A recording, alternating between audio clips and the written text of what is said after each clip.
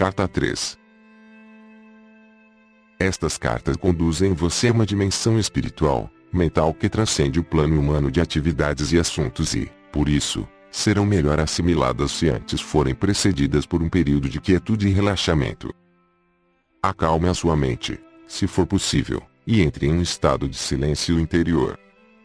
Somente quando você estiver nesse estado completamente receptivo, estas cartas poderão penetrar em seu pensamento humano com a sua realidade.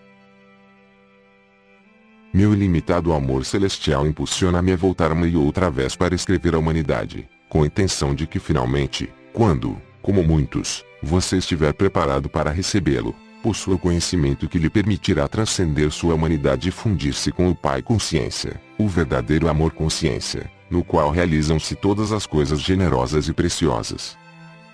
Como disse antes e quero reiterar, toda a minha missão na Terra foi impulsionada pelo amor e foi dirigida somente ao ensinamento da verdade da existência, pois sem este conhecimento não há esperança de redenção do trabalho árduo que a humanidade nasceu para suportar. Eu sei que esta afirmação trará muito pesar aos seguidores sinceros e dedicados da religião cristã e àqueles que concentraram sua fé inteiramente na pessoa de Jesus. Mas digo a verdade, para que você consiga desfazer-se da condição humana que o impede de compreender plenamente a verdade universal e a verdadeira natureza da condição espiritual humana que eu chamei de Reino de Deus, você deve afastar-se dos velhos dogmas de salvação pelo sangue do Cordeiro, a Trindade e outras crenças e vir com a mente perfeitamente aberta e receptiva para a verdade da existência. Nenhuma outra salvação é possível. Deus não pode salvar você, uma vez que, se a humanidade ignora os fatos de existência, continuará cometendo os mesmos erros terrenos até o fim dos tempos, assim criando sua própria enfermidade e miséria. O que você deve entender é que seja qual for a crença do homem referente à salvação dos pecados, este é um erro humano, posto que a lei de causa e efeito é imponderável e é uma característica natural, inerente e intrínseca da existência. Não se pode separar os efeitos da causa e nem se pode apagar a causa e continuar tendo os efeitos. Esta é a verdade, em cada nível do ser. Agora você pode estar suficientemente avançado em seu pensar para poder receber a seguinte verdade fundamental referente à sua existência terrena. A lei de causa e efeito, o semear e colher, é o efeito visível do que você conhece por eletromagnetismo e ninguém que tenha qualquer conhecimento de ciência poderia esperar que Deus deixasse de lado as leis do eletromagnetismo, as quais são atividade, ligação, rejeição. Atividade, ligação, rejeição, ou movimento, atração, repulsão são os impulsos fundamentais da existência e da própria consciência humana, os quais originaram suas formas visíveis de vida e são os únicos instrumentos ou ferramentas da criação. Eles são responsáveis pela formação da substância ou matéria, pelo desenvolvimento das formas individualizadas e, finalmente, pela própria personalidade em todos os entes vivos. Em razão de que estas leis são fundamentais para a sua existência individualizada, é impossível evitá-las. Portanto, você não pode ignorar os problemas inerentes à sua existência individualizada e acreditar que Deus salvará você deles. Sua única esperança de finalmente escapar, de sair do círculo da experiência humana, é reconhecê-lo e admiti-lo e depois trabalhar minuto após minuto para transcendê-lo e por fim fundir-se e fazer-se um, em pureza de mente, coração e ação, com a consciência universal amorosa, o Pai que faz o trabalho amoroso. Ao mesmo tempo, ao crescer no conhecimento da verdadeira natureza do Pai em seu interior, transcendendo você, e em tudo o que lhe rodeia, você chegará a possuir uma fé constante, a qual poderá recorrer em todas as circunstâncias para obter a inspiração, o poder e a elevação diretamente do Pai que está em seu interior e ao seu redor. Você chegará a saber que realmente é o Pai quem o apoia e o guia rumo ao reino do Pai Consciência Amorosa. Você verá clara e abundantemente que, embora o Pai seja universal, ele também é individual para você. Ele o conhece e é consciente do seu pensamento e dos seus problemas. No Pai Consciência Amorosa estão à sua espera soluções perfeitas para serem reconhecidas por você. Quando você reconhecê-las, for flexível e estiver disposto a escutar, estará livre da dor. Enquanto não estiver disposto a escutar, nunca receberá em plenitude o Pai Consciência Amorosa. Vou contar uma parábola. Imagine uma criança que grita e esperneia porque quer um sorvete. O tempo todo, enquanto faz este barulho, seu pai espera pacientemente à porta de seu quarto para mostrar que trouxe para ela sorvete e fruta. Talvez você pense que esta parábola é improvável e, no entanto, é o que acontece. As mães se lembrarão de ocasiões em que os filhos se mostraram aflitos por alguma coisa e negavam-se a escutar o que elas tentavam dizer a eles, mas elas já tinham a solução, esperando apenas que eles se acalmassem e enxugassem suas lágrimas. Vejo o duro esforço das pessoas, suas lágrimas e minha compaixão é sem limites. Você está sendo escutado, mas no contexto de sua consciência atual há pouco que eu possa fazer. Não posso liberá-lo das amarras e correntes de tantos anos de pensar e agir ignorantes. Vejo a dor que os sermões ignorantes perpetuam nas igrejas, nas celebrações e nos púlpitos. Vejo as nações e seus povos tentando resolver tenazmente as dificuldades que surgem dos valores, culturas e crenças religiosas tradicionais. Vejo as limitações em seu viver diário, a falta de satisfação de suas necessidades e de seus propósitos e o sofrimento que emana das relações de todo tipo. A consciência coletiva que está emanando do mundo é um miasma de temores, ressentimentos, aborrecimentos e turbulência emocional de desejos apaixonados, vingança e esgotamento, entrelaçados com a compaixão, a determinação de elevar a consciência do mundo e o empenho na busca do amor incondicional daqueles que receberam inspiração e um grau de iluminação. Aproximo-me das pessoas que me chamam e trabalho com elas para aliviar suas angústias, mas seu esquema mental e suas crenças estão tão fortemente gravadas em seus cérebros, que minha verdade não pode alcançá-las para trazer novo conhecimento às suas mentes. Ainda que brevemente de maneira imperfeita, muitas ouviram, faltou a elas, no entanto, a valentia para aceitar novas ideias e falar claramente. Além disso, não havia chegado o momento certo para atravessar as barreiras da consciência humana para ensiná-las. Mas agora é o momento certo. Vocês entraram em uma nova distribuição de frequências vibratórias que permitirá mais facilmente elevarem-se acima da materialidade da era precedente. Esta afirmação pode parecer estranha, mas há uma reserva de conhecimento referente às energias que vocês ainda não começaram a entender. Neste momento, não há mente terrena capaz de compreender. Para vocês é possível apenas imaginar o espectro de energia, o que não é a verdade. Assim, será de grande ajuda para você se puder aceitar minhas afirmações com confiança, porque elas são a verdade. Você está entrando em novas frequências de vibração pertencentes à consciência humana, que permitirão que siga adiante no desenvolvimento espiritual, mental que descrevi na carta 1. Como me afastei um pouco do assunto, devo agora reiterar, você não pode escapar das leis fundamentais da existência no que se refere ao seu pensar e sentir, semear e colher, do mesmo modo que não pode escapar das leis do eletromagnetismo em seu mundo material. Pois o eletromagnetismo é o impulso que produz a lei do semear e colher, do mesmo modo que o eletromagnetismo produz a forma dentro do campo fundamental das partículas de energia. E, assim, não é possível continuar acreditando no dogma cristão e ao mesmo tempo tentar seguir estas cartas. O dogma referente à salvação por minha morte na cruz, a Trindade, a ressurreição física da morte, o uso do incenso e outras formas estabelecidas de oração são errôneas e os fatos que agora estão sendo apresentados nestas cartas são a verdade. O dogma e os ornamentos sacramentais são o que se poderia chamar de pretextos para ganhar sua atenção e lealdade, mas obscurecem a verdade de meus ensinamentos. Portanto, estas cartas tinham que ser escritas. A única maneira pela qual eu poderia atingir o mundo, neste momento em que ele está pronto para entrar em uma nova distribuição mental emocional, era usando uma mente receptiva, obediente e preparada para receber a instrução e fazer o trabalho manual por mim.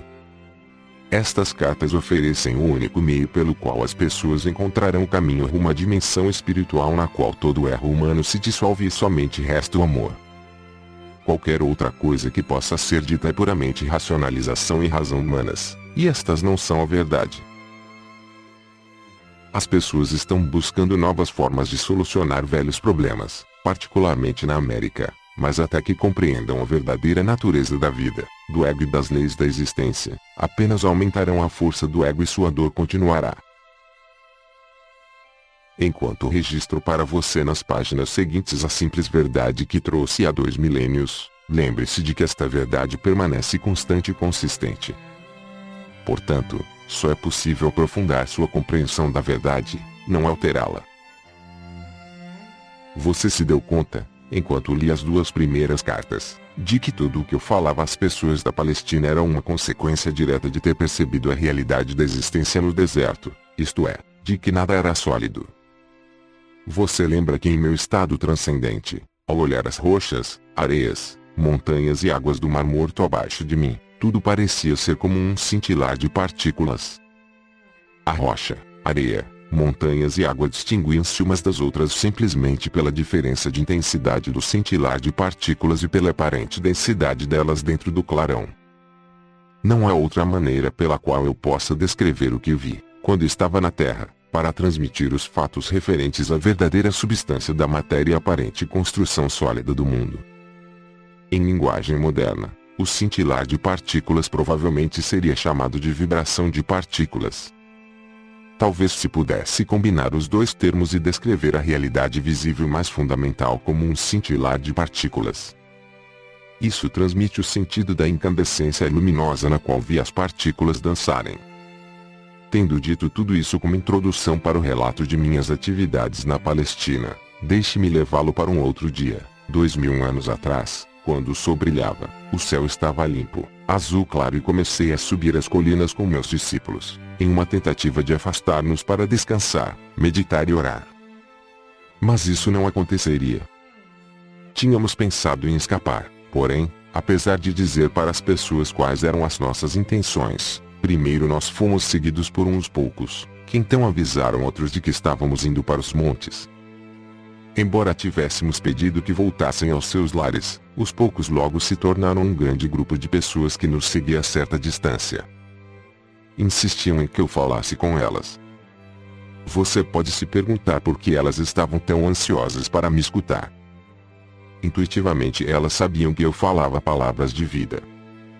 Sempre mostrei a atividade do Pai ao seu redor e isto deu a elas esperança e ajudou-as a ver o mundo com um novo olhar. Falei do amor e elas se sentiram confortadas. Foi por isso que pude dizer, sabendo que elas me entenderiam e que estariam de acordo comigo, venha a mim você que está cansado e oprimido e darei a você descanso. Meu jugo é suportável e minha carga leve. Elas sabiam que, quando eu pronunciava estas palavras, o que fazia com frequência, estava comparando as regras e leis dos líderes judeus com a verdade que estava apresentando ao povo. Então, quando as pessoas me suplicaram que ensinasse, o que poderia fazer se não sentar-me sobre uma rocha logo acima delas, e ensinar?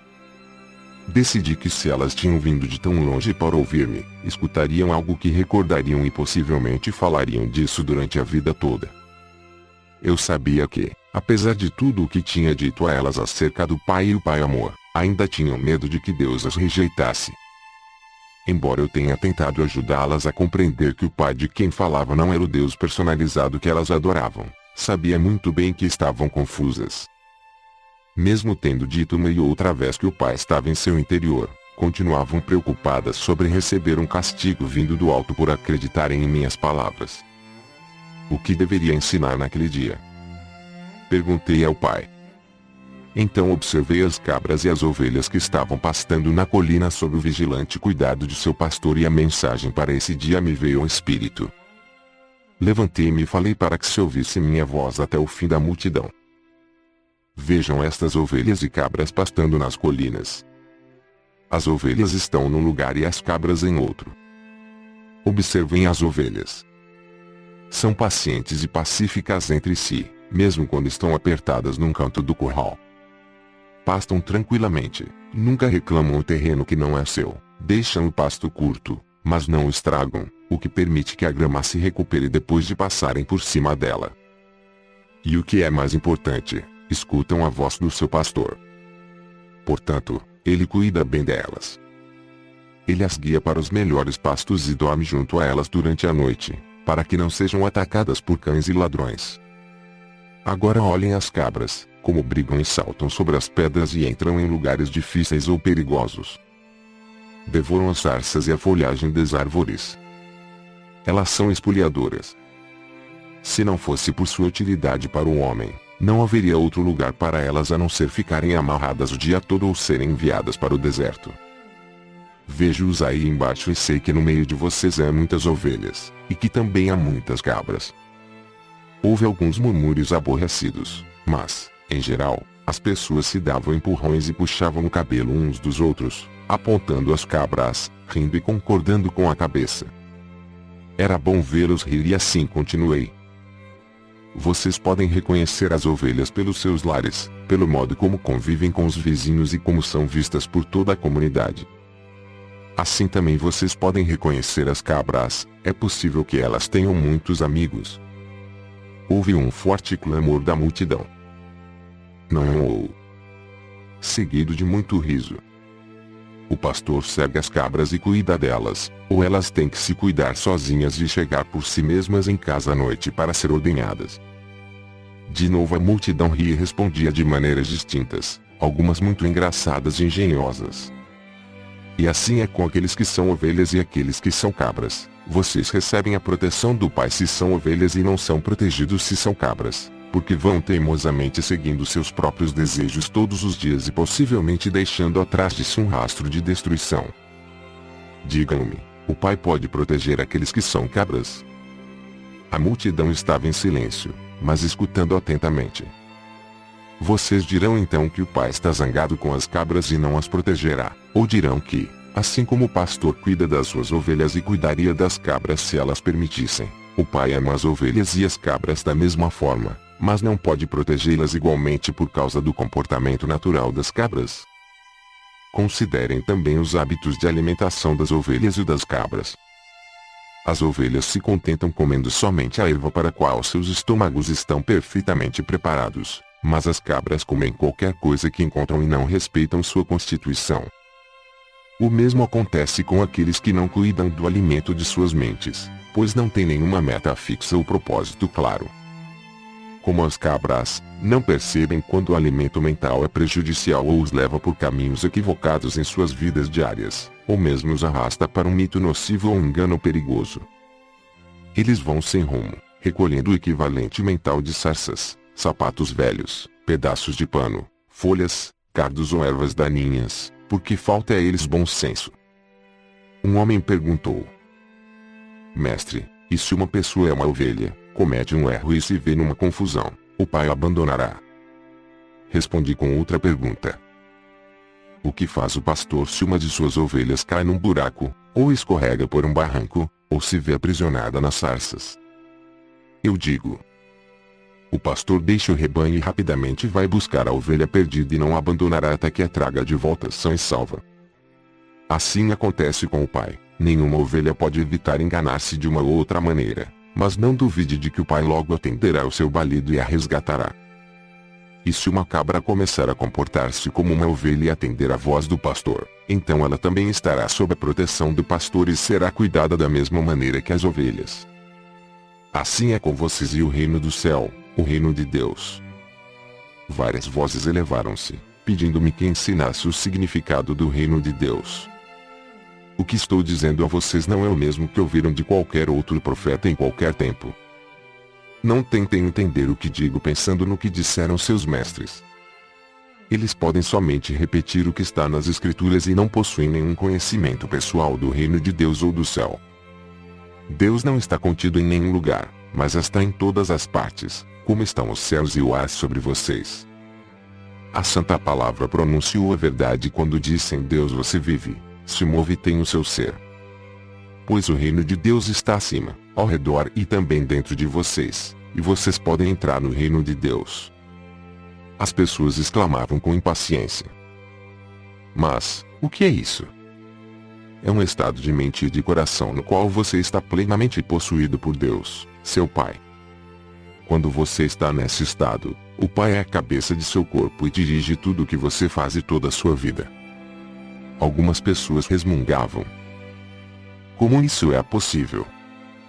É possível estar tão vazio do eu, de desejos egoístas, inimizades, raivas, ciúmes, cobiça, de desejos de vingança, que somente Deus fique no controle de sua mente e de seu coração. E depois, o que acontece? Perguntou uma mulher. Então você entra no estado de ser que é dirigido por Deus. Isto é totalmente belo e glorioso. É amor, é generosidade, é cuidar dos demais como cuida de si mesmo, e não julgar, pois você aceita os outros tal como são, sabendo que também são filhos de Deus e que estão igualmente sob o cuidado do Pai. É felicidade sem medida, impossível de descrever, é sentir alegria pela beleza do mundo, é vida sem limite e energia aumentada, é saúde e é a satisfação de cada uma de suas necessidades mesmo antes de tê-las. Porque os rabinos não nos contam estas coisas? Diziam várias pessoas reclamando. Porque só eu vi o Pai, somente eu sei como se fizeram o mundo e as leis da existência. E porque eu sei todas estas coisas, vocês podem vir a mim e perguntar-me e eu revelarei tudo o que me foi dado. Digo a verdade, aqueles de vocês que creem, compreendem e buscam colocar minha palavra em prática a cada dia serão salvos da tribulação que a humanidade suporta. Vocês sofrem porque não entendem como foram criados e os verdadeiros propósitos para o qual nasceram. Vocês nasceram para serem filhos e herdeiros do Pai. Mas vocês viram as costas a toda a glória do reino e tentam encontrar prazer nas coisas terrenas. Enquanto fizerem isto, nunca encontrarão o reino de Deus, não entrarão no reino dos céus. Como entraremos no reino? Eu já disse. Vocês entrarão no reino dos céus quando se arrependerem de tudo o que vocês são em seus corações e mentes. Quando vocês levarem sua maldade ao Pai e pedirem perdão e força para serem limpos de seus pensamentos, palavras e atos malignos e finalmente os abandonem todos, então poderão ter certeza de que estarão prestes a encontrarem o reino dos céus. Quando alcançarem isso, perceberão que sua atitude para com os outros estará mudando, pois o Pai estará fazendo o seu trabalho amoroso em seu interior. Vocês estarão livres das correntes e amarras dos desejos e atos malignos que antes os aprisionavam e os faziam cativos no mundo. Mais do que isso, compreenderão que o Pai satisfaz todas as suas necessidades. Uma mulher exclamou: Mestre, tenho uma necessidade agora mesmo, tenho fome. As pessoas riram, mas então várias vozes uniram-se à sua, dizendo: Estamos com você há muitas horas, nos fez andar e andar antes de consentir em nos ensinar. Nós demonstramos que somos boas ovelhas. Não nos ajudará a saciar nossa fome. Percebi que diziam a verdade e senti uma profunda compaixão para com elas. Tinham me seguido não só para que as curasse, mas também porque tinham anseio de saber a verdade como tinha sido me dada pelo Pai. Eu tinha dito que o Pai satisfazia todas as suas necessidades. Esta seria uma oportunidade para mostrar o poder da fé e o poder que é Deus. Mostraria a elas que nada é impossível quando verdadeiramente se acredita como eu acreditava e percebia. Chamei meus discípulos e pedi que procurassem alguém entre os presentes que tivesse alimento. Encontraram uma criança com pão e peixes e os trouxeram até mim. Afastei-me um pouco da multidão e tranquilamente contemplei o pão e os peixes, sabendo que não eram nada mais do que a mente poderosa de Deus, a substância de toda a matéria tornada visível. Sabia que a mente poderosa de Deus era ilimitada e poderosamente ativa dentro de minha consciência. Sabia que a natureza do Pai era a satisfação das necessidades. Enquanto abençoava o alimento, senti o poder fluir totalmente pela minha mente, corpo e mãos e sabia que a fome daquelas pessoas seria saciada. Não sabia de que maneira, simplesmente sabia que o seria. Depois levei as cestas de comida e disse aos discípulos que dividissem o alimento ali contido, sentindo com absoluta certeza que todos ali teriam tanta comida quanto necessitassem. Ao cortar o alimento em pedaços e distribuí-lo, o mesmo se multiplicava e assim foi acontecendo até que toda a multidão teve sua fome saciada. Várias cestas ainda restaram com sobras do alimento.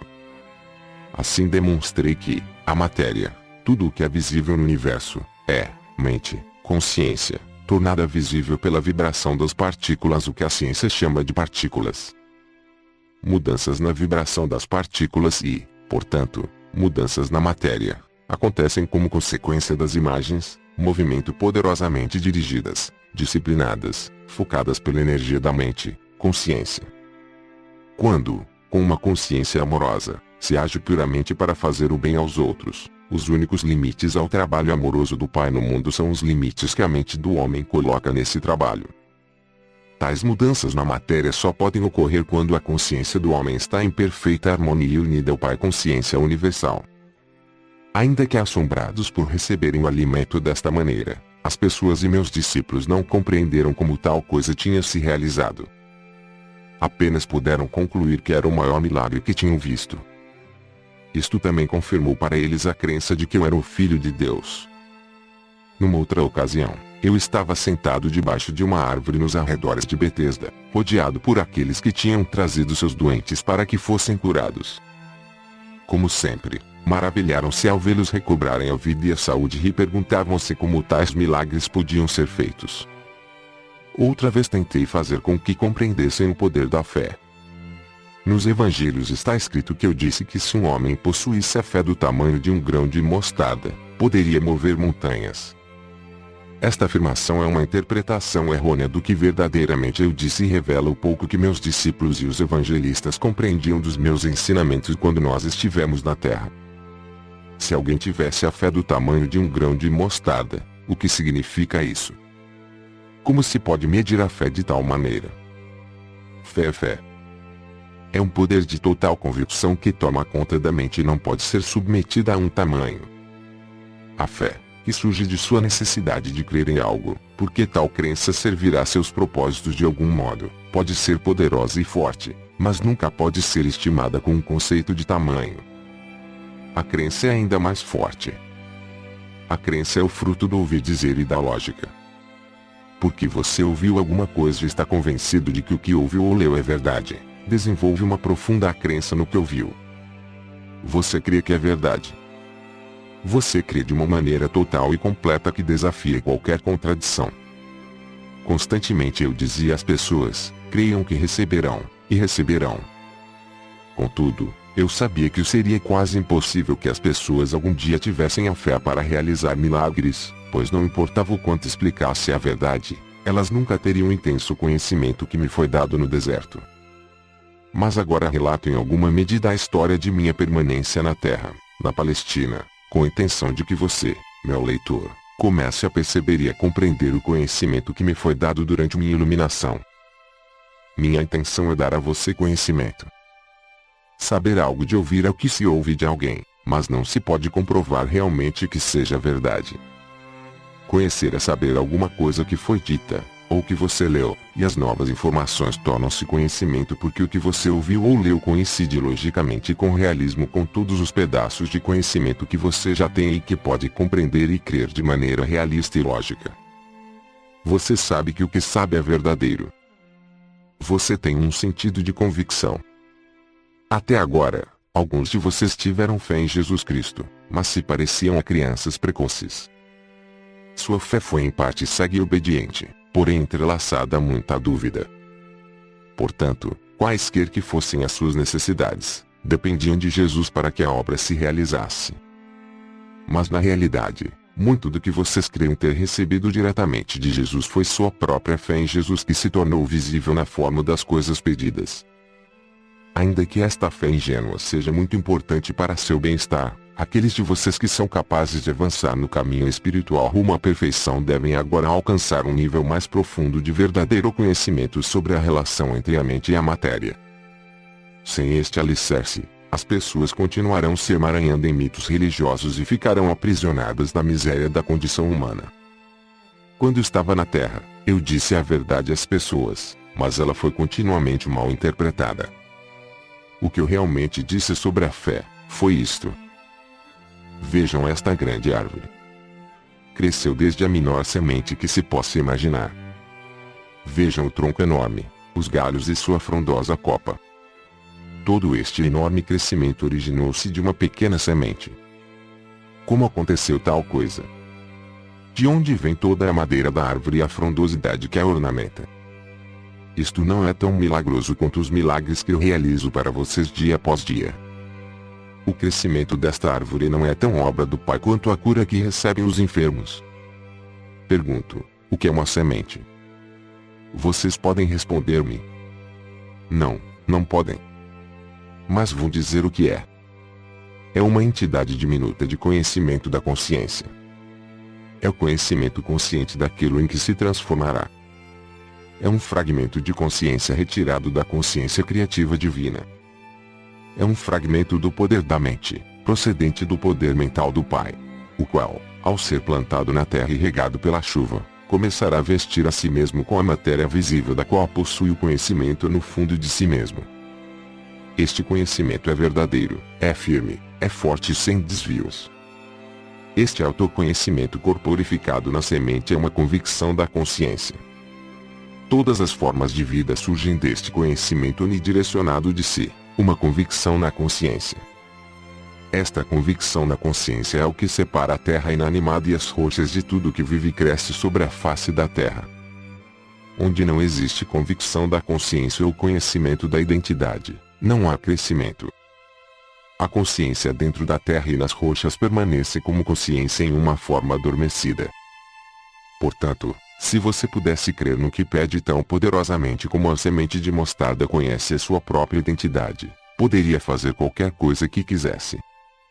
Se você pudesse levar dentro de sua mente uma semente, o plano aperfeiçoado de seus objetivos mais profundos, e saber sem qualquer dúvida que ela pode crescer e chegar à perfeita realização, você poderia ver essa semente maravilhosa ganhar vida própria, que logo se manifestaria em sua vida.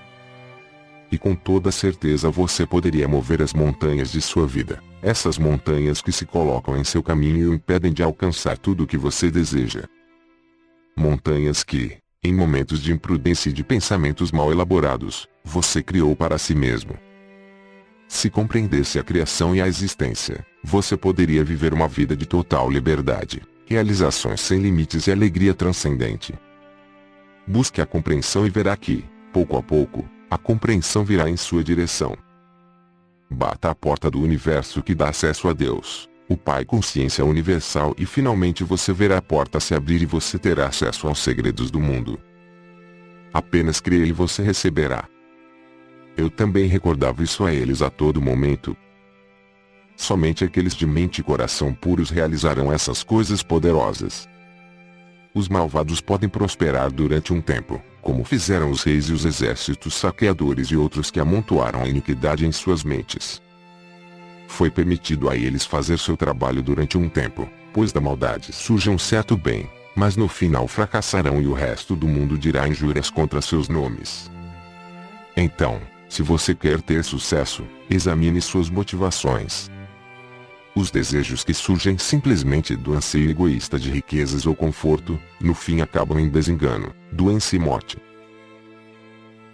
E a você que lê estas palavras, digo, não deixe ninguém se atrever a negar a verdade que trago, até que você também tenha andado o caminho da renúncia de si que eu percorri na terra e que tenha alcançado a mesma união com o Pai e as alturas do conhecimento e a compreensão indiscutível que possuo.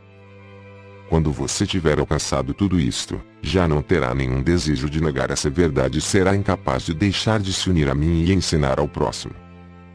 Até esse momento, mantenha-se em paz e não deixe que ninguém conheça sua ignorância. No mundo inteiro as pessoas frequentemente acolhem meus ensinamentos com prazer, por serem da mais alta moral e por serem os princípios mais perfeitamente formulados para o bom comportamento e viver diário. Contudo, afirmam rapidamente que as histórias sobre os milagres devem ser deixadas de lado, pois estes são aberrações das leis naturais do universo e são impossíveis. Este tipo de pensamento levanta barreiras ao futuro progresso do desenvolvimento científico e espiritual do qual a mente humana é capaz. De fato, não vim à Terra para apresentar uma nova religião ou um código moral mais alto do que aquele dado por Moisés nos 10 Mandamentos.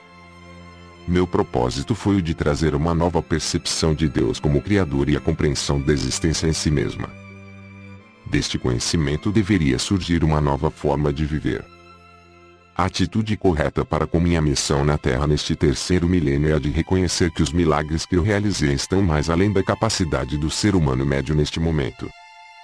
No entanto, tais milagres foram exemplos do que pode ser alcançado no futuro, quando as mentes das pessoas estiverem plenamente imbuídas do verdadeiro conhecimento da existência e estiverem também, por meio da fé, da meditação e da oração, totalmente sintonizadas e impregnadas da consciência universal vida, amor. Foi realmente verdade que andei sobre as águas, quando meus discípulos embarcaram para cruzar o lago. Se você leu a narração bíblica deste incidente, perceberá que meus discípulos tinham me deixado para trás. Ansiava pela oportunidade de afastar-me de qualquer contato humano, de retirar-me para as colinas para mais uma vez entrar em profunda meditação, permitindo que a minha consciência se unisse à dimensão universal da consciência de Deus. Enquanto estive nesse estado espiritual que transcende a consciência humana, toda a consciência física desapareceu e fui elevado em êxtase na corrente universal da vida. Soube que a vida universal era tudo, que a vida era a realidade de meu ser e que tudo mais eram aparências mutáveis, transitórias da vida universal, tornadas visíveis. Soube e senti que eu era a própria vida e que ao introduzir-me na consciência da vida mais além da consciência terrena, as leis que governavam meu ser físico eram transcendidas e já não se aplicavam à carne e ao sangue de meu corpo humano. Desejei mover-me neste novo estado transcendente e vi a mim mesmo saindo da caverna flutuando. Vi meus discípulos no lago e soube que estavam em aflição. Sem esforço desci flutuando a colina em direção à margem e, ao retomar o contato com meus assuntos humanos habituais, no caso os meus discípulos, encontrei-me repousando sobre as águas. No entanto, ainda estava no estado em que percebia plenamente que eu mesmo era vida individualizada e, portanto, que meu corpo estava banhado pelo poder vital que continuava me deixando mais leve e transformando a estrutura atômica de meu estado físico. Você deve entender que ouvir e pensar no estado de consciência humana e ascensão à compreensão transcendente da vida universal, quando a consciência pessoal já está afastada da condição corporal e plenamente fundida no Pai Consciência Universal, pertencem a duas dimensões totalmente diferentes do ser.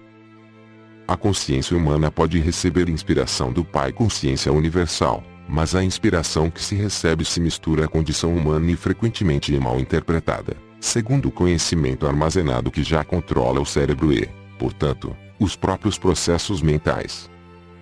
Lamentavelmente, a inspiração que você recebe é contaminada e distorcida por suas atuais crenças fortemente arraigadas. Considere que o estado de percepção e compreensão transcendente emerge, da condição física. O cérebro já não está no controle. Já não possui influência sobre o estado de percepção transcendente que é a verdade essencial. Esse estado já não é mais controlado ou afetado pelas crenças humanas. Esse é um estado de o que realmente é, que está por trás da manifestação visível da existência, em vez de estar na dimensão humana de o que se acredita que a existência é. É nesse estado de consciência transcendente que os milagres não são mais do que o trabalho normal da lei universal. Antes de continuar com esta narração de minha vida sobre a Terra, quero destacar novamente que tudo que há no universo é um estado de consciência particular e individualizada tornada visível. Tive que descer do meu atual estado de consciência de amor universal para experimentar de novo minha vida na Terra, que continua impressa de maneira duradoura na energia da consciência do mundo em si, a qual remonta ao momento de sua criação. Você deve compreender que, quando deixei meu corpo na Palestina, deixei para trás tudo o que pertencia àquela vida. Tinha cumprido minha missão. Portanto, quando morri na cruz fui libertado, fui elevado em luz gloriosa para participar da luz, para ser a luz e para regozijar-me na luz, que é amor universal, vida, beleza, harmonia, ventura e êxtase. Mover-se entre diferentes níveis de consciência não é tarefa fácil ou agradável. É somente porque minha missão na Terra não ficou completa, quando morri na Palestina, que volto agora para ajudar você a preparar sua entrada na nova era, uma fase nova da existência individualizada na Terra. Talvez você compreenda o que quero dizer com o desconforto deste empreendimento, se tentar recordar-se de alguma profunda tristeza que sentiu em sua vida e puder observar que sua reação atual possui quase o mesmo grau de tensão e estresse emocional da ocasião em que tal acontecimento se deu. Refletir sobre algum sofrimento ou tristeza passada trará a você vontade de chorar. Você sentirá a depressão e a antiga angústia retornando ao reviver aquele momento em sua imaginação.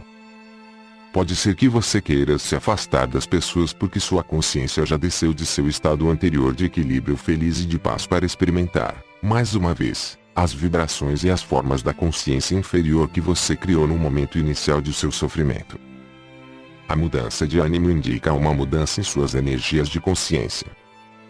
Uma elevação das vibrações de consciência trará a você uma elevação mental, emocional e física e fará com que você se sinta feliz. uma redução de suas energias de consciência rebaixará o funcionamento de todo o seu sistema e você sentirá que uma depressão se inicia, ou, ao menos, uma queda do otimismo que sentia anteriormente. Estou explicando um fato da existência. Seu universo inteiro manifesta as diferentes frequências de vibração das partículas de energia da consciência. Ao moverem-se as frequências para cima ou para baixo, de um nível para outro, também as estruturas físicas e visíveis manifestam níveis de energias diferentes. Isso produz uma mudança nos padrões mentais e emocionais e da aparência. Ao descer do meu estado de consciência para voltar a entrar nas condições de meus tempos na Terra, o que me move é tão somente o meu amor pela humanidade. Faz 2000 anos que os cristãos estão revivendo o trauma de minha crucificação. Alguns, inclusive, experimentaram o estigma, que nada mais é do que uma resposta emocional histérica e mórbida àquilo que acreditam que suportei. Essas pessoas se superexcitam até viverem picos emocionais próximos ao frenesi, imaginando a angústia dos meus sofrimentos antes de minha morte. Sua gratidão emocional pelo que suportei lança-os em um estado de estresse físico. Isso está sendo escrito num dia de sexta-feira santa e vim especialmente para falar acerca de minha crucificação. Vim para dizer que você deve abandonar todo o drama referente à recordação daquele dia. Morri, e isso foi, para mim, uma libertação maravilhosa. Já é tempo de que as pessoas acordem de seu longo sonho e compreendam a existência como ela realmente é, e a verdade a respeito de minha crucificação, a qual esteve oculta até este momento. Na Sexta-feira Santa, ano após ano através dos séculos, pelo mundo todo, foi criado um estado de ser de consciência traumática e contaminada. Este estado está tão longe da dimensão espiritual da consciência criativa universal quanto o inferno está distante do céu. Agora escolhi reviver minha vida sobre a terra no personagem de Jesus através da mente de alguém que recebe minhas palavras. Isto tem como finalidade ajudar o mundo a avançar rumo a uma nova fase de desenvolvimento espiritual, mental. Por isso, peço àqueles que possam receber minhas palavras que abandonem esta prática de recordar minha morte e de exercitar a abnegação física durante o jejum da Quaresma para recordar meus 40 dias no deserto. Como você pode perceber pelo que digo, meus dias no deserto foram de grande felicidade e bem-aventurança espiritual. Muitos acontecimentos de grande significado espiritual ocorreram justamente antes de minha morte. Eles são exemplos magníficos das grandes leis cósmicas em ação dentro de sua dimensão de existência. Agora estou lhe dando uma breve narrativa desses acontecimentos importantes. Meu propósito é o de iluminar completamente sua mente e dar conhecimento mais além de qualquer conhecimento recebido por qualquer outra pessoa em seu universo. Quando comecei a preparar os meus discípulos para a minha morte que se aproximava, tive uma tarefa terrivelmente difícil. Custava muito a eles conter o choque e o assombro.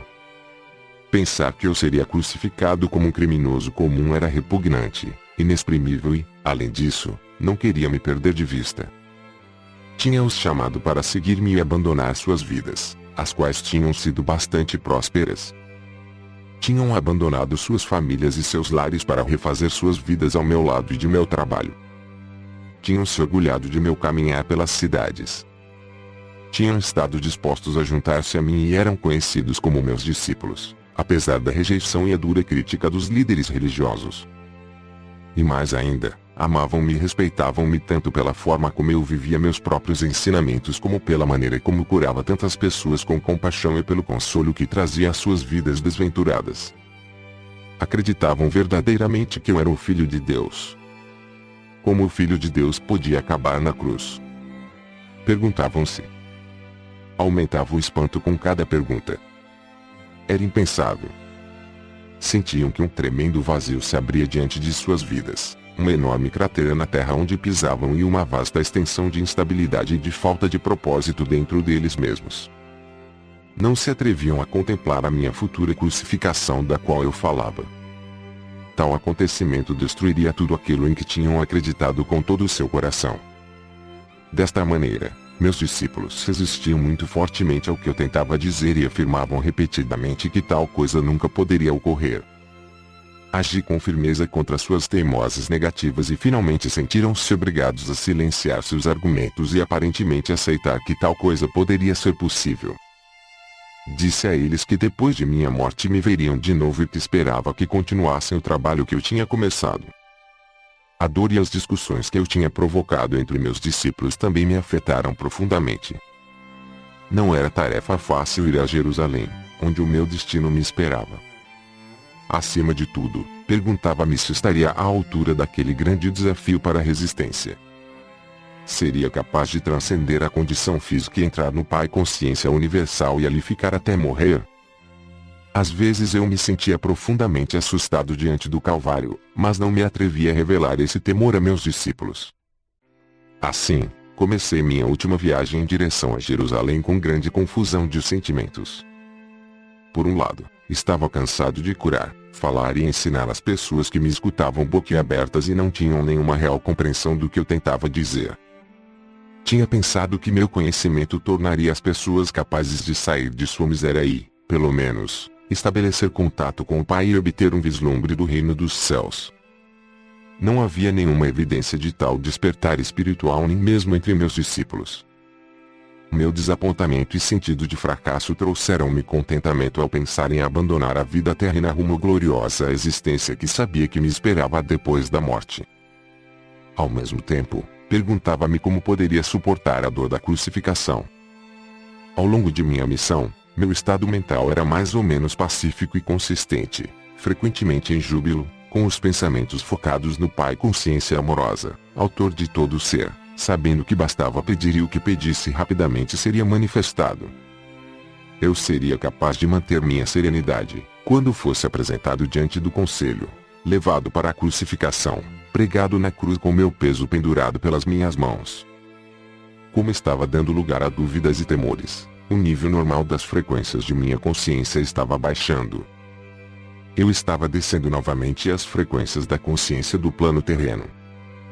Voltei a ser vítima de minha antiga agressividade que me incitava a atos irracionais, que eu não teria sequer considerado quando estava em meu estado anterior de total harmonia com o Pai Consciência Amorosa. Minhas dúvidas e conflitos se exteriorizavam em minha vida como emoções e impulsos humanos que eram opostos à lei cósmica do amor. Primeiro aconteceu o episódio da figueira. Tinha fome e fui em direção à árvore, não esperando verdadeiramente encontrar frutas porque não era a estação de figos. Ao ver que a busca era infrutífera, amaldiçoei a figueira. 24 horas depois, ela havia murchado até as raízes. Foi uma experiência chocante. Era a primeira vez que minhas palavras tinham causado dano a algo. Contudo, mostrou claramente a meus discípulos o poder do pensamento para o bem ou para o mal. Demonstrou que quanto mais espiritualmente evoluída é uma pessoa, maior é o impacto de suas palavras no meio ambiente. Aproveitei a oportunidade para explicar aos meus discípulos que eu tinha me comportado de maneira irrefletida, como faz a maioria dos homens e mulheres que, tendo grandes expectativas, não consegue o que quer. Essas pessoas costumam reagir com raiva, lágrimas e até com palavras fortes que podem ou não significar um desejar mal ou maldizer a pessoa que tenha negado o que eles desejavam. Eles já tinham visto por eles mesmos o que a minha maldição tinha causado à figueira. Agora deveriam compreender que, tendo uma forte convicção, poderia ser concedido a eles qualquer coisa que pudessem desejar ou imaginar, mas também deveriam estar constantemente conscientes de sua própria condição mental, emocional. Não deveriam guardar rancor dos outros, mas sim perdoar rapidamente. Do contrário, poderiam causar muito mal àqueles com quem estivessem ressentidos. E isto seria devolvido a eles no devido tempo, como a colheita do que semearam. E mais ainda, tal como é a semeadura, assim é a colheita. Sabia que o que eu tinha causado à figueira inevitavelmente retornaria para mim de uma ou outra maneira. Então levei os meus discípulos para o templo. Muitos anos tinham se passado desde que eu tinha estado lá e sabia que minha visita serviria para desencadear os acontecimentos que levariam à minha crucificação. Algumas pessoas me reconheceram e comecei a ensinar em resposta a seus pedidos. Foram se juntando mais pessoas e os agiotas se amontoaram, começando a reclamar. Seus gritos e queixas barulhentos interromperam a linha de meu pensamento enquanto ensinava. De repente, a cólera tomou conta de mim. Havia ali pessoas sérias que me rodeavam e desejavam ouvir palavras de vida, as quais em breve não poderia mais pronunciar, e ali estavam mercadores que viviam vendendo animais para os sacrifícios que não beneficiavam ninguém. Aqueles homens somente traziam dívidas e miséria às pessoas. Senti o sangue subir minha cabeça, empurrei as mesas espalhando o dinheiro e expulsei do templo os homens de coração duro. Então houve uma tremenda comoção de gritos e lamentações. Alguns brigavam para apanhar o dinheiro. Os mercadores amaldiçoaram-me chamando-me de malvado, dizendo que eu fazia o trabalho de Beelzebul e outros 1000 demônios mais. Os sacerdotes, os fariseus e todas as pessoas que valorizavam os sacrifícios do templo vieram correndo para averiguar a causa do barulho e da confusão. Ouviram a história dos mercadores e se sentiram tão ofendidos com meus atos do que se lançaram aos gritos em condenações e lamentos para assim impressionar os sacerdotes, cada um protestando mais alto do que seu vizinho, demonstrando seu horror pelo que eu tinha feito. Nunca antes tinha se visto tal coisa no templo. Até mesmo aqueles que antes tinham me escutado estavam incomodados pela minha obstinação e se perguntavam que tipo de homem eu poderia ser. Estavam juntos vendo os acontecimentos quando os sacerdotes e fariseus se aproximaram e os convenceram de que eu tentava destruir tudo aquilo no que acreditavam, pregando um Deus falso, totalmente contrário a qualquer coisa que tinham ouvido falar nas sinagogas. Os sacerdotes passaram eles a sua própria raiva ultrajada e convenceram-nos de que meu pecado também os contaminaria, se continuassem a dar ouvidos às minhas loucuras. Aos poucos, as pessoas se convenceram de que eu era uma má influência e que deveriam afastar-me do caminho antes que eu pudesse transtornar a paz do país e atrair a ira do governador romano sobre toda a Palestina. Meus discípulos, envergonhados pelo que eu tinha feito, sigilosamente deixaram o lugar e esconderam-se entre as ruelas a alguma distância do templo. Quando mais tarde regressaram para onde eu estava, demonstraram claramente que estavam profundamente incomodados com meus atos. Perguntavam-se se eu tinha perdido o juízo, ou se tinha ficado louco profetizando minha morte e depois fazendo aquelas coisas que provavelmente a provocariam. Foi nesse momento que Judas, aquele que nunca havia abandonado verdadeiramente suas crenças judaicas, começou a duvidar de que eu fosse verdadeiramente o Messias. Fazia 3 anos que eu ensinava o povo e não se via nenhum sinal de que o domínio romano se enfraquecia. 3 anos e as pessoas não estavam mais perto da felicidade que eu havia prometido. E agora parecia que estava a ponto de converter-me num perturbador da paz, fazendo cair a ira de Roma sobre suas cabeças. Judas ficou sabendo que o sumo sacerdote judeu queria se desfazer de mim e então ofereceu seus serviços para me identificar, quando assim fosse pedido. Quando foi a hora de celebrar a Páscoa com meus discípulos, organizei uma ceia com todos reunidos num grande salão. Sabia que aquela era a última vez que comeria na terra. Não desejo voltar profundamente à consciência daquela noite. Senti grande tristeza por ter que deixar meus discípulos que tinham me servido tão bem. Com a tristeza, todos os meus temores e conflitos reapareceram. Tive momentos de profunda autopiedade. Senti que ninguém compreendia o que havia procurado fazer pelo meu povo e o sacrifício que estava disposto a fazer por ele. João estava contando uma expressiva história sobre a última noite dos israelitas no Egito, antes de escaparem para o deserto.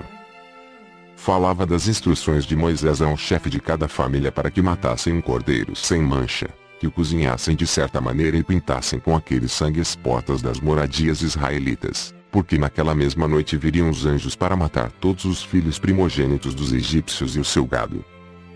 Com vivacidade, recordou a agitação dos egípcios ao despertarem e encontrarem o primogênito de cada lar ensanguentado, sem que nenhum tivesse se salvado. Era o tipo de história horrível que eu rejeitava por não ter nenhum valor para a pessoa que buscava a verdade espiritual mais elevada. Eu me perguntava até que ponto meus discípulos realmente tinham entendido quando eu falava de seu Pai Celestial e seu amor por toda a humanidade. Como podiam entusiasmar-se com o pensamento de anjos matando os primogênitos dos egípcios quando eu tinha dito com toda clareza que Deus, o Pai, era amor? Mas os judeus sempre haviam se preocupado com o derramamento de sangue para redimir seus pecados. Até mesmo Abraão, o fundador da nação israelita, convenceu-se de que devia levar o seu único filho ao deserto, matá-lo e oferecê-lo em sacrifício a Deus. Um pensamento pagão e revoltante. Pensei nos sacrifícios de animais no templo. Amando a todos os seres vivos da criação como eu amava, esta prática era para mim uma abominação. E agora eu estava a ponto de ser levado para a morte porque tinha me atrevido a pronunciar as palavras da verdade. E quando considerava o tão pouco do meu conhecimento que tinha conseguido transmitir, perguntava-me por que eu tinha sido enviado em tal missão. Senti de repente um estremecimento de ressentimento e raiva se entrelaçar aos sentimentos habituais de amor para com aqueles homens. Com certo cinismo, perguntava-me que sinal poderia deixar que fosse uma recordação eficaz, para que os meus ensinamentos retornassem às suas mentes quando já não estivesse com eles.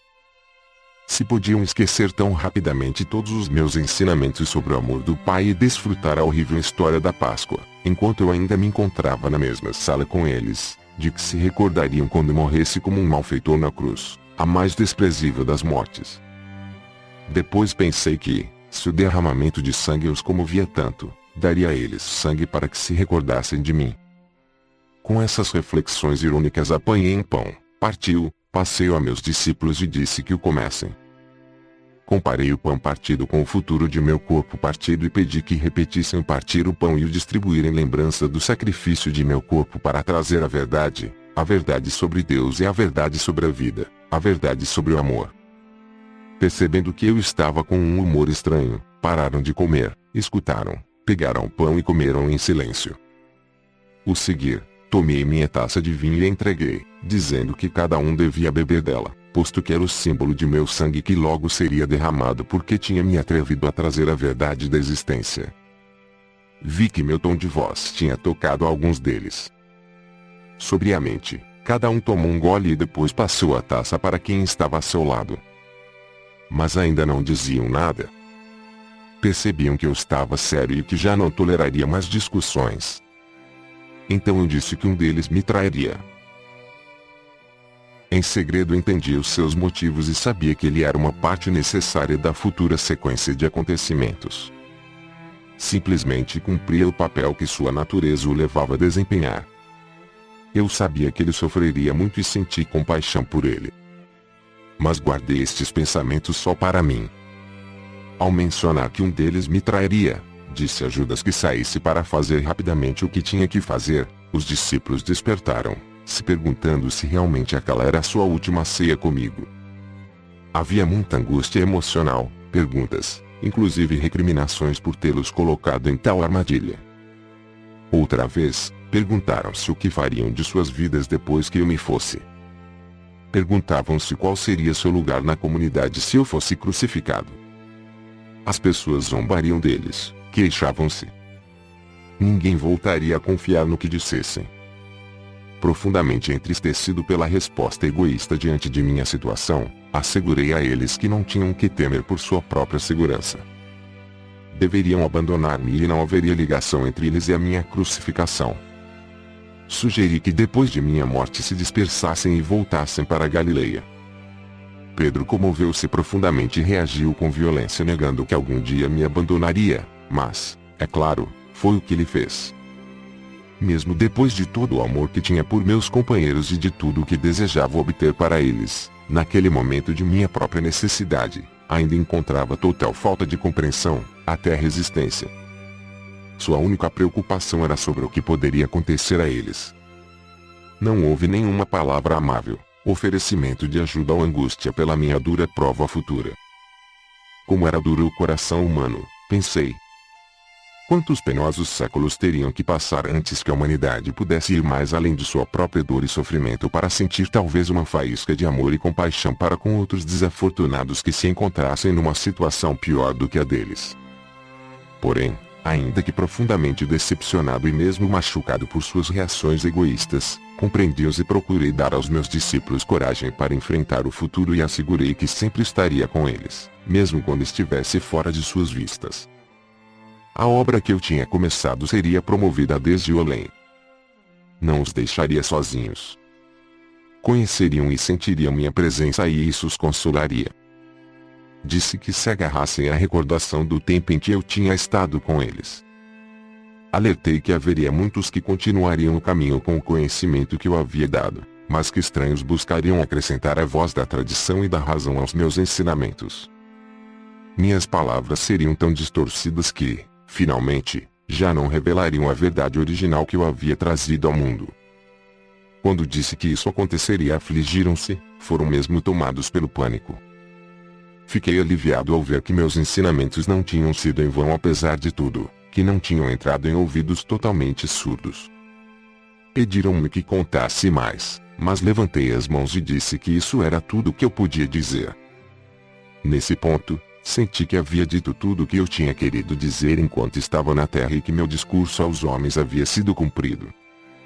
Tudo o que mais profundamente desejava era retirar-me ao silêncio e encontrar paz e conforto em meu contato com o Pai. Deixamos o salão e fomos andando até o Monte das Oliveiras, mas o estado de meus discípulos era de conflito interno, temor e dúvida. A maioria deles foi embora para unir-se com suas famílias e amigos que estariam celebrando sua própria Páscoa. No jardim havia uma rocha especial cujo formato lembrava uma pequena caverna. Gostava de refugiar-me do vento dentro dela. De modo que ali me sentei e orei, buscando um caminho para a grande harmonia que já havia desfrutado no passado. Sabia que quando me movesse para sintonizar-me com o Pai Amor, meus temores se dissolveriam e estaria num estado de paz e de total e absoluta confiança. À medida que eu senti o poder do amor entrar em mim e tomar posse de minha consciência humana, assim também a força para suportar o que viria sobre mim tomou conta do meu coração. Seria capaz de permanecer dentro do amor e dar amor aos outros até o fim. E assim foi. Nem sequer tentarei voltar a entrar no estado do julgamento e da crucificação. Isso não tem importância. Quando finalmente morri na cruz e meu espírito retirou-se de meu corpo torturado, fui elevado dentro de uma luz radiante e indescritível. Fui envolvido no calor e no consolo do amor, tal como nunca antes tinha experimentado. Tinha uma sensação de envolvente louvor, uma poderosa certeza de ter feito um bom trabalho, de êxtase na força universal para continuar a obra e de uma alegria e encantamento que está muito além de qualquer coisa que a condição terrena possa conhecer. Entrei numa nova e maravilhosamente bela forma de viver, mas permaneci descendente em consciência para manter-me em contato com as pessoas que tinha deixado para trás. Pude mostrar-me àqueles que eram suficientemente sensíveis para ver-me. No entanto, a história de que Tomás supostamente colocou os dedos em minhas feridas é um disparate. Meus discípulos não sabiam que eu tinha combinado secretamente com José de Arimateia que, depois de minha morte, ele levasse meu corpo para o seu próprio túmulo ainda sem uso, onde então seria ungido segundo o costume, antes do pôr do sol. Depois, quando a noite chegasse e todos em Jerusalém estivessem cumprindo o sabate, ele, ajudado por 2 serviçais de confiança, a cavalo levaria o meu corpo, às escondidas durante a noite e por caminhos ocultos durante o dia, a uma montanha nos arredores de Nazaré, na Galileia. Ali, seguindo minhas instruções e ajudado por minha família, encontraria uma pequena gruta oculta que tinha me dado refúgio das tormentas e das pessoas quando eu era um jovem infeliz e rebelde, em disputa com o mundo todo. José prometeu-me que encontraria a gruta seguindo um mapa que eu havia dado a ele e que me deixaria ali, depois de mais um embalsamamento. Depois reconstruiria a pequena entrada para escondê-la totalmente dos possíveis intrusos. Ali meu corpo descansou livre de incômodos. Foi dito que meu corpo ressuscitou dos mortos. Que absurda história inventada pelas mentes daqueles que não sabiam como explicar satisfatoriamente minha morte na cruz como um malfeitor. Porque eu teria necessidade de um corpo terreno para continuar a existência na outra dimensão. Como este mito ridículo pôde persistir até o século XXI? Isto dá a medida da falta de compreensão dos cristãos, o fato de até hoje terem aceitado cegamente tal dogma. Pense nisto com cuidado. Tendo sido liberado de um corpo terreno e tendo vivido a experiência de êxtase e de glorioso encantamento que é a passagem a uma dimensão superior da consciência universal, por que eu iria querer voltar à dimensão terrena e entrar em meu corpo outra vez? Que utilidade isso teria para mim em seu mundo e no meu? Enquanto a substância física de meu corpo durante a vida na Terra poderia ser espiritualizada quando estivesse perfeitamente harmonizada com o Pai Consciência Amorosa, meu corpo não seria um transtorno e impedimento para minhas viagens posteriores nos reinos espirituais superiores. As coisas visíveis não são mais do que uma manifestação das frequências vibratórias específicas na consciência, que produzem um cintilar de minúsculas partículas, criando um aspecto de matéria sólida. Cada substância visível possui sua própria frequência vibratória única. Uma mudança na taxa de vibrações produz uma alteração na aparência da matéria. Quando as energias da consciência mudam, também mudam as aparências da matéria. Portanto, era possível que eu me concentrasse e baixasse as frequências de minha consciência a tal ponto que minha forma se tornasse visível ao olho humano. Podia retornar aos meus discípulos e ser visto por eles. E assim o fiz.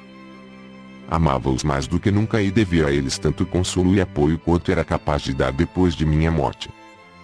Além disso, era necessário dirigir meu próprio poder dentro de suas mentes com o fim de dar a eles o ímpeto e a coragem para continuar a obra que eu havia começado. Porém, quero que você saiba que a consciência individualizada que tem ascendido em frequências vibratórias até os portais da dimensão criativa universal, transforma-se em luz individualizada, uma consciência individualizada que não necessita de nenhum corpo para expressar e desfrutar de tudo que a consciência gloriosa possa conceber nos reinos espirituais mais altos. É um supremo estado de ser e de encantamento sem nenhuma das necessidades, desejos ou impulsos experimentados por aqueles que não tenham ido mais alto e além do ego. Enquanto você vive na Terra, sua mente permanece ancorada em certos padrões de frequências vibratórias, presa num corpo que tem suas próprias necessidades. Se sua consciência verdadeiramente se elevasse para mais além destes padrões, seu ser terreno desapareceria. Quando eu estava preso num corpo, também estava, em grande medida, confinado a estes padrões de frequências vibratórias e de consciência. E mais, a imaginação sozinha não pode elevar-se além de suas experiências passadas e, portanto, você está confinado em seu passado, que você projeta para o seu futuro. Contudo, pouco a pouco você será guiado por aquelas mentes que são suficientemente sensíveis para entrar nas dimensões espirituais mais altas e que podem mover-se mais além dos seus atuais limites de consciência. Elas registrarão para você essas maravilhosas experiências e estados do ser mais além dos seus, aos quais você mesmo poderá aspirar. Deste modo, você irá adiante em níveis ou passos de desenvolvimento espiritual. Cada passo traz a você uma visão mais elevada do que pode ser alcançado e, a partir desta visão, você formula uma nova meta. Com esta meta sempre presente, você trabalha para purificar-se da influência contaminadora dos impulsos de ligação, rejeição da existência terrena. Passo a passo você transcende o seu ego. Quando transcende o seu ego e ele morre dentro de sua consciência, você então está plenamente vivo no Pai Consciência Amorosa e encontra a realidade do reino dos seus em sua vida, em si mesmo e ao seu redor. Para permitir que você alcançasse estes picos de amor, alegria, harmonia e êxtase, eu vivi, trabalhei e morri na Palestina e vim agora a você nestas cartas. Não permita que meu trabalho seja em vão nesta segunda vez. À medida que ler estas páginas, busque, medite e ore para receber inspiração. Chegará a sentir a resposta do Pai, se escutar cada dia com atenção, ouvirá a voz do Pai. Esta voz está sempre com você. Retire as barreiras criadas por sua própria vontade. Abra-se para receber a força, o poder, a inspiração e o amor diretamente do Pai Consciência Amorosa. Leia e releia estas cartas para que possam ser, finalmente, absorvidas em sua consciência. Enquanto você o fizer, estará viajando rumo à luz, e irradiará a luz para os demais. Tal luz não é a luz como a da eletricidade, mas sim da mesma natureza da consciência universal que descrevi para você em minha carta 1. Portanto, enquanto irradiar a luz, irradiará o amor incondicional. Você promoverá o crescimento e o desenvolvimento espiritual de qualquer outro ser vivo. Desejará alimentar e nutrir, trabalhará para promover proteção, cura e educação. Você desejará ajudar no estabelecimento da lei e ordem amorosa na qual todos poderão viver em harmonia, com sucesso e com prosperidade. Você estará no reino dos céus. Ao mesmo tempo, não se iluda. Enquanto são dados os passos para apresentar estas cartas ao mundo exterior, haverá exatamente as mesmas recriminações, a mesma condenação, os mesmos falatórios de Satanás, do diabo, como houve quando ensinei na Palestina. Ânimo, reze para ter coragem. Aqueles que suportarem até o final se elevarão por cima da confusão e da violência e descansarão na paz e na alegria do reino. Fim da carta 3. Se gostou do conteúdo dessa carta, convidamos você a ouvir a carta 4. Acesse na internet www.cartasdecristobrasil.com.br. Somos profundamente gratos ao Pai, Mãe, Vida, pelo auxílio na produção deste audiolivro.